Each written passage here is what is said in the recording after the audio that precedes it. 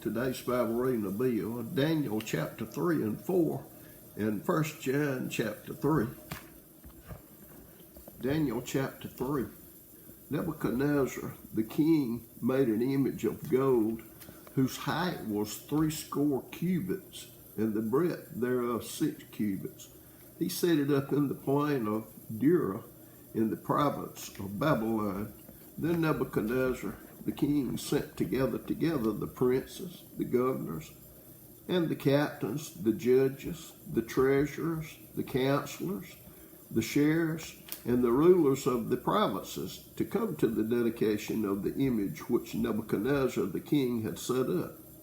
Then the princes, the governors and captains, the judges, the treasurers, the counselors, the sheriffs, and all the rulers of the provinces were gathered together unto the dedication of the image that Nebuchadnezzar the king had set up, and they stood before the image that Nebuchadnezzar had set up. Then an herald cried aloud, "To you it is commanded, O people, nations, and languages, that at what time ye hear the sound of the cornet, flute, harp, sackbut, psaltery, dulcimer, and all kinds of music, ye fall down and worship the golden image that Nebuchadnezzar the king hath set up.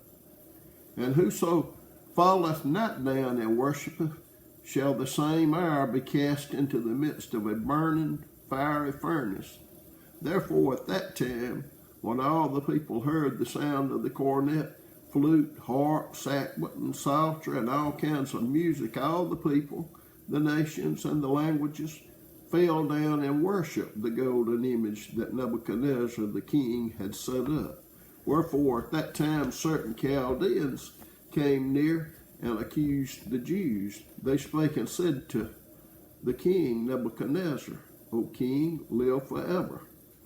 Thou, O king, hast made a decree, and every man that shall hear the sound of the cornet, flute, harp, sackbut, psaltery, and dulcimer, and all kinds of music, shall fall down and worship the golden image. And whoso falleth not down and worshipeth, that he should be cast into the midst of a burning fiery furnace.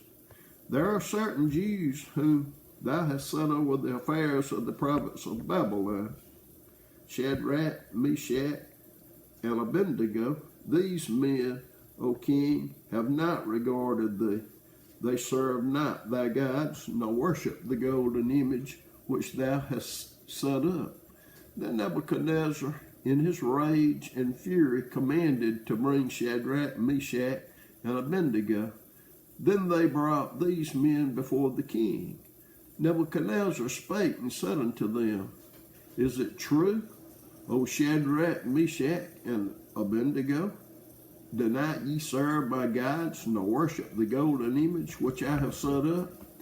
Now if ye be ready, that at what time ye hear the sound of the cornet, flute, harp, sackbut, psaltery, and dulcimer, and all kinds of music, ye fall down and worship the image which I have made, well.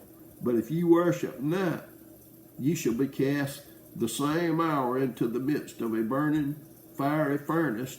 And who is that God that shall deliver you out of my hands?"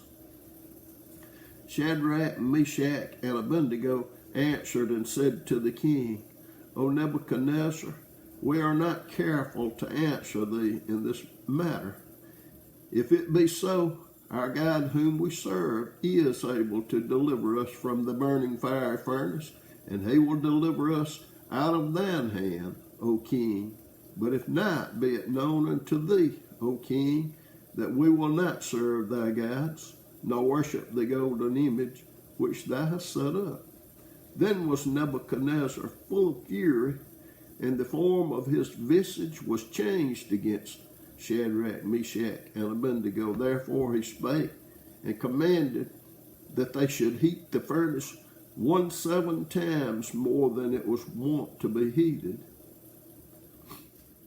And he commanded the most mighty men that were in his army to bind Shadrach, Meshach, and Abednego, and cast them into the burning fire furnace. Then those men were bound in their coats, their hosen, and their hats, and their other garments, and were cast into the midst of the burning fiery furnace. Therefore, because the king's commandment was urgent, and the furnace exceeding hot, the flame of the fire slew those men that took up Shadrach, Meshach, and Abednego. And these three men, Shadrach, Meshach, and Abednego, fell down bound into the midst of the burning fiery furnace. Then Nebuchadnezzar the king was astounded, and rose up in haste, and spake, and said unto his counselors, Did not we cast three men bound into the midst of the fire? They answered and said unto the king, True, O king. He answered and said, Lo, I see 4 men loose walking in the midst of the fire, and they have no hurt, and the form of the fourth is like the Son of God.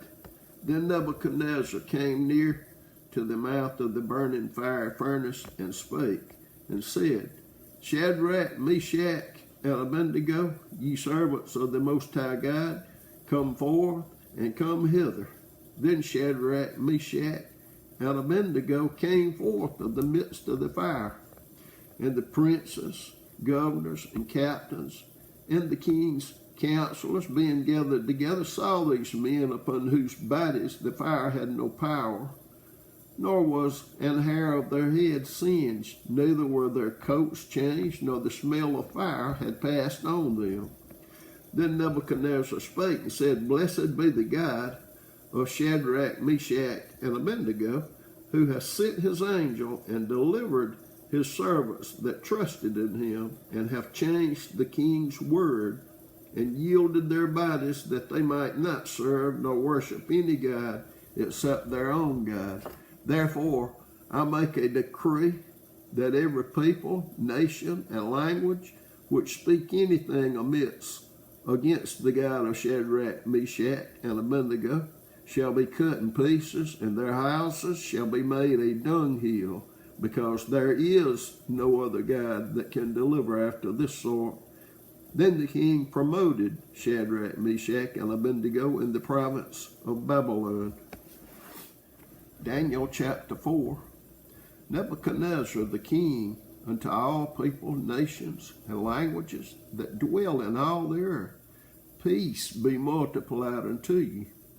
I thought it good to show the signs and wonders that the high God hath wrought toward me.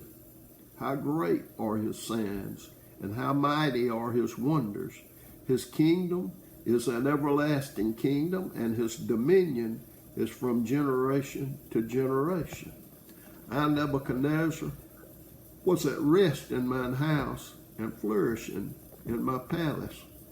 I saw a dream which made me afraid, and the thoughts upon my bed and the visions of my head troubled me. Therefore made I a decree to bring in all the wise men of Babylon before me, that they might make known unto me the interpretation of the dream. Then came in the magicians, the astrologers, the Chaldeans, and the soothsayers, and I told the dream before them, but they did not make known unto me the interpretation thereof. But at the last Daniel came in before me, whose name was Belteshazzar, according to the name of my God, and in whom is the spirit of the holy gods. And before him I told the dream, saying, O Belteshazzar, master of the magicians, because I know that the spirit of the holy gods is in thee, and no secret troubleth thee, tell me the visions of my dream that I have seen, and the interpretation thereof. Thus were the visions of mine head in my bed. I saw, and behold, a tree in the midst of the earth, and the height thereof was great. The tree grew and was strong, and the height thereof reached unto heaven, and the sight thereof to the end of all the earth. The leaves thereof were fair, and the fruit thereof much, and in it was meat for all. The beasts of the field had shot under, and the fowls of the heaven dwelt in the boughs thereof, and all flesh was fed of it. I saw in the visions of my head upon my bed, and behold, a watcher and an holy one came down from heaven. He cried aloud and said thus, Hew down the tree and cut off his branches, shake off his leaves, and scatter his fruit. Let the beast get away from under it, and the fowls from his branches. Nevertheless, leave the stump of his roots in the earth, even with a band of iron and brass, in the tender grass of the field, and let it be wet with the dew of heaven, and let his portion be with the beast in the grass of the earth. Let his heart be changed from man's, and let a beast's heart be given unto him, and let 7 times pass over him.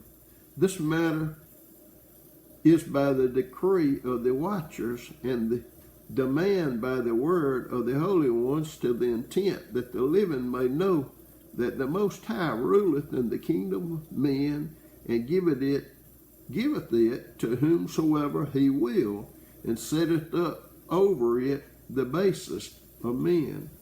This dream I, King Nebuchadnezzar, have seen. Now thou, O Belteshazzar, declare the interpretation thereof, forasmuch as all the wise men of my kingdom are not able to make known unto me the interpretation. But thou art able, for the spirit of the holy gods is in thee. Then Daniel, whose name was Belteshazzar, was astonished for 1 hour, and his thoughts troubled him. The king spake and said, Belteshazzar, let not the dream or the interpretation thereof trouble thee. Belteshazzar answered and said, My lord, the dream be to them that hate thee, and the interpretation thereof to thine enemies. The tree that thou sawest, which grew and was strong, whose height reached unto the heaven, and the sight thereof to all the earth, whose leaves were fair, and the fruit thereof much, and in it was meat for all, under which the beasts of the field dwelt, and upon whose branches the fowls of the heaven had their habitation. It is thou, O king, that art grown and become strong, for thy greatness is grown and reacheth unto heaven, and thy dominion to the end of the earth. And whereas the king saw a watcher and an holy one coming down from heaven, and saying, Hew the tree down and destroy it, yet leave the stump of the roots thereof in the earth, even with a band of iron and brass in the tender grass of the field, and let it be wet with the dew of heaven, and let his portion be with the beast of the field, till 7 times pass over him. This is the interpretation, O king, and this is the decree of the Most High, which is come upon my lord the king, that they shall drive thee from men, and thy dwelling shall be with the beast of the field, and they shall make thee to eat grass as oxen, and they shall wet thee with the dew of heaven, and 7 times shall pass over thee, till thou know that the Most High ruleth in the kingdom of men, and giveth it to whomsoever he will. And whereas they commanded to leave the stump of the tree roots, thy kingdom shall be sure unto thee, after that thou shalt have known that the heavens do rule. Wherefore, O king, let my counsel be acceptable unto thee, and break off thy sins by righteousness, and thine iniquities by showing mercy to the poor, if it may be a lengthening of thy tranquility. All this came upon the king Nebuchadnezzar. At the end of 12 months he walked in the palace of the kingdom of Babylon. The king spake and said, Is not this great Babylon that I have built for the house of the kingdom by the might of my power and for the honor of my majesty? While the word was in the king's mouth, there fell a voice from heaven saying, O King Nebuchadnezzar, to thee it is spoken, the kingdom is departed from thee, and they shall drive thee from men, and thy dwelling shall be with the beasts of the field. They shall make thee to eat grass as oxen, and 7 times shall pass over thee, until thou know that the Most High ruleth in the kingdom of men, and giveth it to whomsoever he will. The same hour was the thing fulfilled upon Nebuchadnezzar, and he was driven from men, and did eat grass as oxen, and his body was wet with the dew of the heaven, till his hairs were grown like eagle feathers, and his nails like birds' claws. At the end of the days, I, Nebuchadnezzar, lifted up mine eyes unto heaven, and my understanding returned unto me. And I blessed the Most High, and I praised and honored him that liveth forever, whose dominion is an everlasting dominion, and his kingdom is from generation to generation. And all the inhabitants of the earth are reputed as nothing, and he doeth according to his will in the army of heaven and among the inhabitants of the earth, and none can stay his hand or say unto him, What doest thou? At the same time my reason returned unto me, and for the glory of my kingdom mine honor and brightness returned unto me, and my counselors and my lords sought unto me, and I was established in my kingdom, and excellent majesty was added unto me. Now I, Nebuchadnezzar, praise and extol and honor the King of heaven, all whose works are true, and his ways judgment, and those that walk in pride he is able to abase. 1 John chapter 3. Behold, what manner of love the Father hath bestowed upon us, that we should be called the sons of God. Therefore the world knoweth us not, because it knew him not. Beloved, now are we the sons of God, and it doth not yet appear what we shall be. But we know that when he shall appear, we shall be like him, for we shall see him as he is. And every man that hath this hope in him purifieth himself, even as he is pure. Whosoever committeth sin transgresseth also the law, for sin is the transgression of the law.